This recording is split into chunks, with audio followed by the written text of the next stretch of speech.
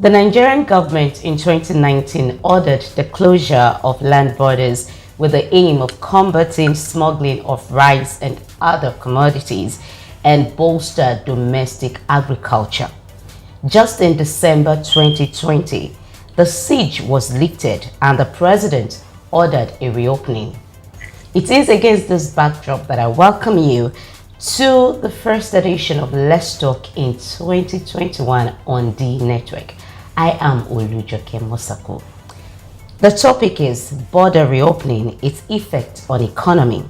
And my guest is Otumba Bimbo Ashiru, Director, Odua Investment Limited. Company Limited, I beg your pardon. Happy New Year.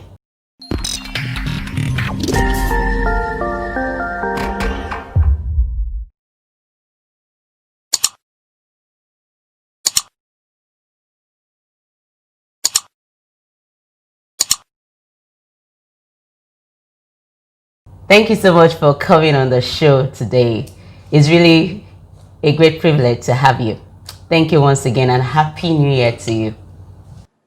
Thank you for having me, Olujoke, and I will say Happy New Year. I wish you and everybody all over the world a prosperous 2021 and pandemic-free year, because year 2020 had been a very, say, tough year all over the world. Okay. Pandemic issue and everything. So I wish everybody a pandemic-free New Year. Yeah, we praise for that too. All right, the borders has been reopened. They have been reopened. Now, why should we celebrate? I realize that a lot of people are jubilating and celebrating because borders in Nigeria have been opened. Well, let me start with this, because I think people get it wrong when you say borders were closed because of smuggled items. No, that's not the reason alone. You see, when there's a country and people see opportunity of taking advantage of the system, the porosity in the system and everything. And let me tell you this: the smuggling is not. I mean, we smuggle things. Rice. Rice is not the only commodity that is important in the country. Like I always tell people, Nigeria has no business being an import-dependent economy. We should be an economy that is export-dependent, and that's the reason why we have issues with the rate of dollar. But let me tell you this: things first, not only that rice or all the commodities were being smuggled into the country, dangerous weapons were being smuggled into the country. So what I'm saying in essence is that when you look at that and the effect on the people, the citizens, and the economy, it's a tough one. So the step being taken by the federal government and by Mr. President that the border should be closed, well, it has so many effects. It has the disadvantage and it has the advantage. Disadvantage is that it will reduce the level of items being smuggled. Luckily, I served as a commissioner for commerce and industry for 8 years. If you see the number of people that have died, I mean, they were smuggling rice. They have this kind of they customize their vehicles, whereby goods have been probably smuggled to the country through that border, semi-border. And you see the way they were driving. I've actually rescued one or two on America. So that is one aspect. Then two, our border agents, the customs, they were laughing to the bank because they were taking advantage of that. So of this collecting money. Because let me be honest with you, you have a country where the system is placed. You live in America there. You can't just smuggle anything. Yes, I'm not saying that there won't be loopholes once in a while, but Nigeria is just anybody can just people from Niger walk in. I mean, so all these herdsmen and even all these kidnappers, they were saying that they don't even understand English. They speak French. So the problem must have come in through chat. And wherever they come in, they are perpetrating themselves, penetrating into the whole nation. Before we know it, we are surrounded by criminals. So having said that, that is the disadvantage. But the advantage is that there is a bilateral relationship between all the countries in West Africa. And we have ECOWAS. So one country cannot just close it all because these are happening. What we need to do is to tidy up our own system. It's just like saying you are trying to ban people from coming to your house because they are bad boys. Try to make sure that you do your own house, put your own house in order. So I think as a country, we need to put our house in order. And I think that's what has happened. As far as I'm concerned now, I believe and I think that they must have put the house in order. But you see, it has another effect. I mean, I'll give you another example. Cars are being smuggled into Nigeria through that border. When people bring in their cars, they take it through Benin Republic, and they bring it to Nigeria. One, they're depriving the government of paying the right tax, the right custom, the duty free and everything. So when you smuggle things through the neighboring country, you have deprived the government of their revenue, which, and I tell people, it's the revenue that's being used to service the nation, to build infrastructure, to do all sorts of things. And we are complaining that, the government is not doing this. So those are the things that we need to look at critically and analyze it. That look, we should not be selfish. We must be, like I remember General Gowon said, to keep Nigeria one is the task that must be done. And for us to keep Nigeria going as a country and to be a good country is a task that involves each and every one of us in this country. So in a nutshell, what I'm saying is that it has its advantage and it has its advantage because we're actually introducing ECOWAS password, which I think is being used now. So what I'm saying is that you cannot now block the border because it should be free business, there should be free trade. And there should be, people should be moving as long as they have their documentation to show that they can pass. But having said that, the problem is that then another thing which I noticed is that the rate of exchange has gone up astronomically. And Naira has been devalued. I think dollar is going for black market going for about 500. So $1 per dollar. So there's a problem there. And if you allow free flow and free movement of goods and services within countries, it can help. Because it will now bring foreign exchange transactions, which is a big problem. So those are the areas that we need to look at. Does it guarantee a resolution of trade tensions between the parties? Oh, well, I can tell you when the borders were closed, the president of the country, Benin, sent the delegation to the country, to our own president, and I think he said president, and the president explained that we want to cut. And what the president was talking about is more of weapons that have been smuggled. So he told them that they should go and tidy their own countries, and that the president now set up a committee to look to die, which was headed by the Minister of Finance, which involves Minister of Trade and Investment and some other ministers that have direct relationship with all this. And they came out and they did their recommendation to Mr. President. So based on their recommendation, I believe things should be tidied up. And it created tension. But you see, if a country is complaining that people are smuggling things from your country to my country, it's just like when those days when the armed robbers would steal vehicles in Nigeria and they take them to Benin Republic to sell. Not only that, you have some cooks, your stewards that came from the Republic, and they were all criminals. When you employ them, they bring some people. Recently, some people were just arrested. Somebody set them up. Somebody called them that, I'm working here.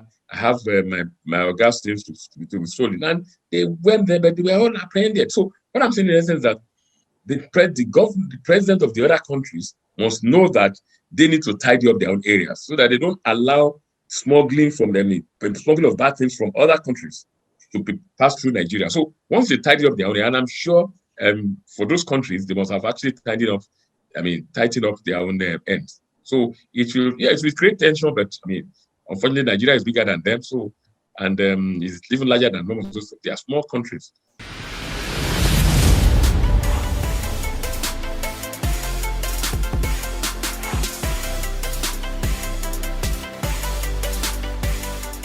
Now, could you please talk further on the Trapatite Committee that was created between Benin, Niger, and Nigeria to find solution for the reopening of the border? And I understand that one of these countries hasn't said anything yet, but the borders have been reopened. Oh, well, you see, the point is this. If you have 3 people involved in the problem and 2 people agreed, and you see, the tripartite agreement is, the other countries, because of their selfish ends, they needed Nigeria. See, they need Nigeria at any point in time.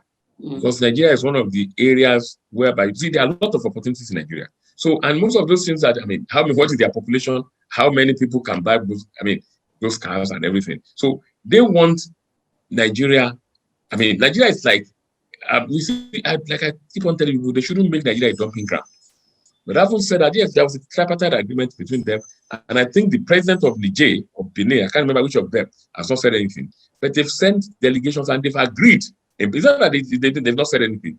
They've agreed in principle, and they put some timeline on what to be put in place. It's just like when we had issues with the United States of America about the relationship that they stopped Nigerians from giving them visa then because they found out that the Nigerian passports is not, centralized, whereby you can, I will give you a good example. When you have a British passport or an American passport all over the world, once you misplace that passport, they should be able to, but when a Nigerian misplaces his passport, he can probably change his name and go and get, go to court and swear in affidavit and get, so what are the things that they need to tidy up in their own area? So those countries too are looking at, tidying it up and getting it sorted out. So the tripartite agreement is there, and not only that, there is business relationship, trade relationship.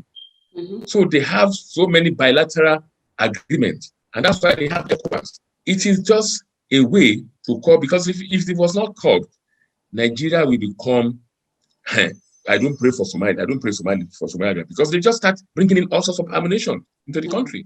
Because you see some of the sophisticated ammunition they are using, they're even better than the ones our military are using. So what is going on here?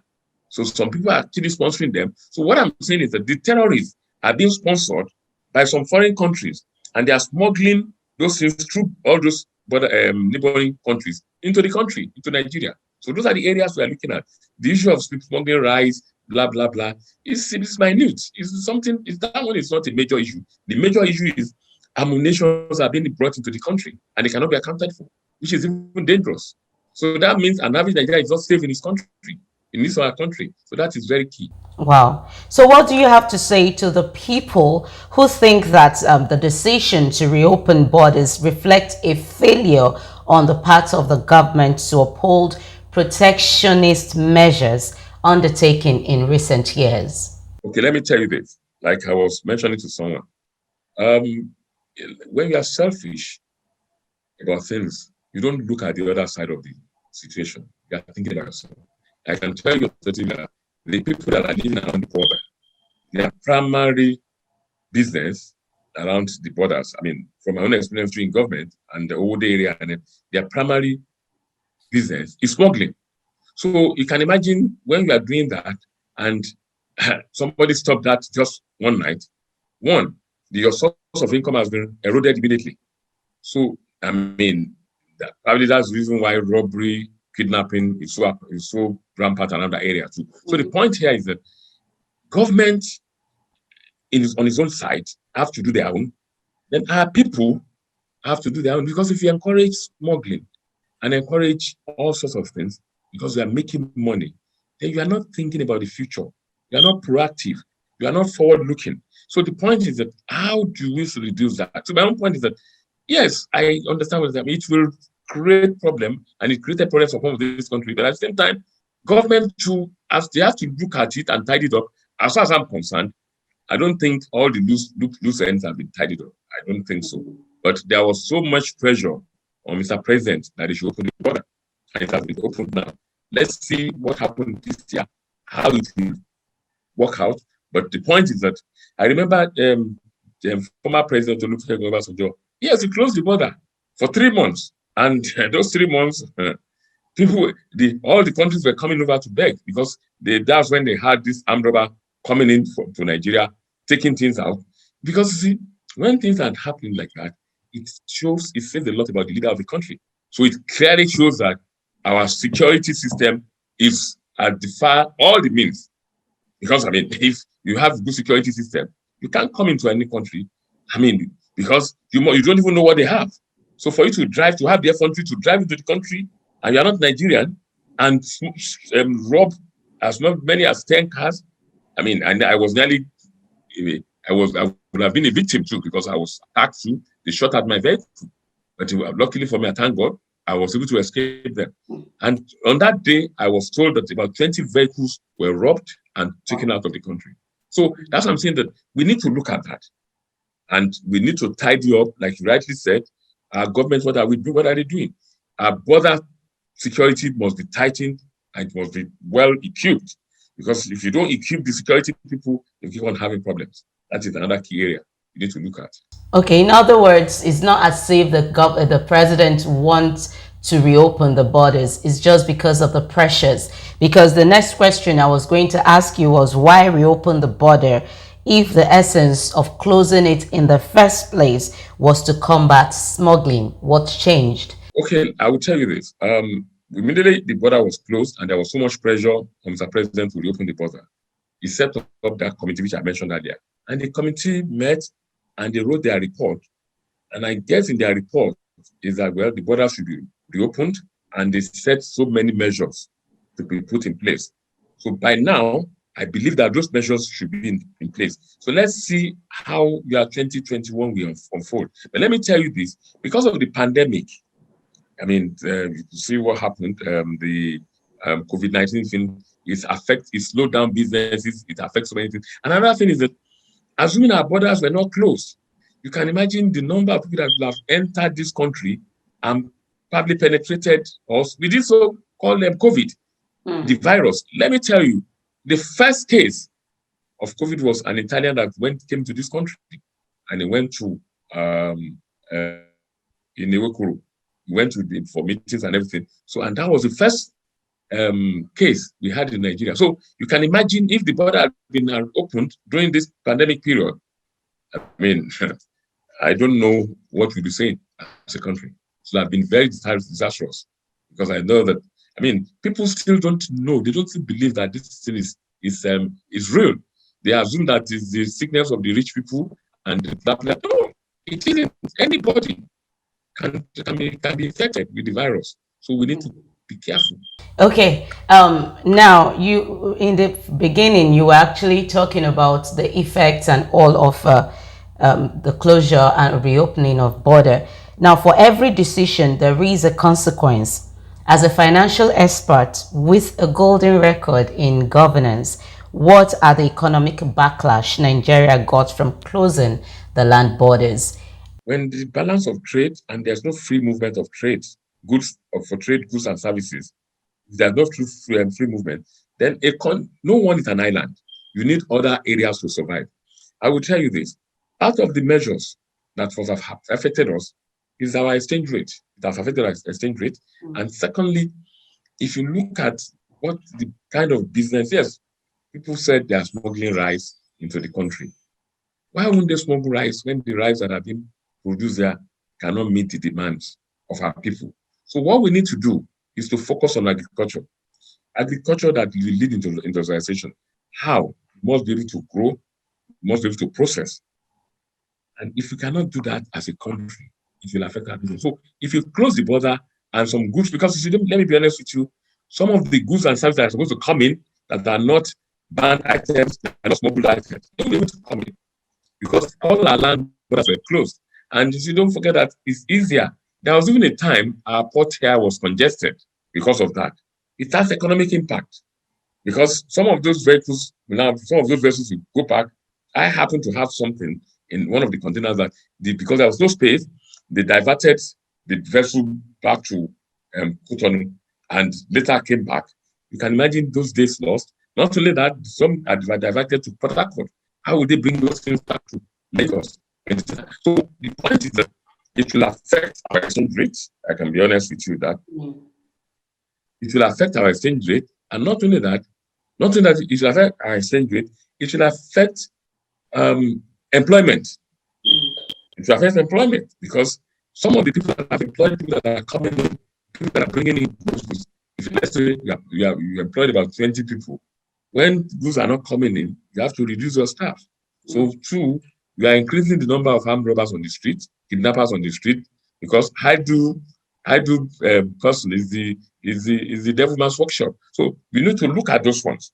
So the issue of kidnapping is very rampant in this country. The issue of robbery is very rampant. I mean, so the alimentary is too. See, these are people that they have pressure. Look at NSAS. Look at what happened. Look at the implication. Because all these people are not fully engaged. They are not working. So it's a chain. And it's a chain that they are linked. So if you close the border, like I said earlier, it has its pros and it has its cons. So it will affect your rate of exchange. It will affect, and let's see in this year, with the opening of the border, you could see that there will be probably free movement of goods and services, and it won't put so much pressure on our dollar. I mean, on the foreign exchange and our exchange in the country. So those are the things we need to look at. And economically, it's not viable for you to say you want to be on your own. No, you must be able to. I mean, even if you're an export-dependent economy, you have to export all those goods.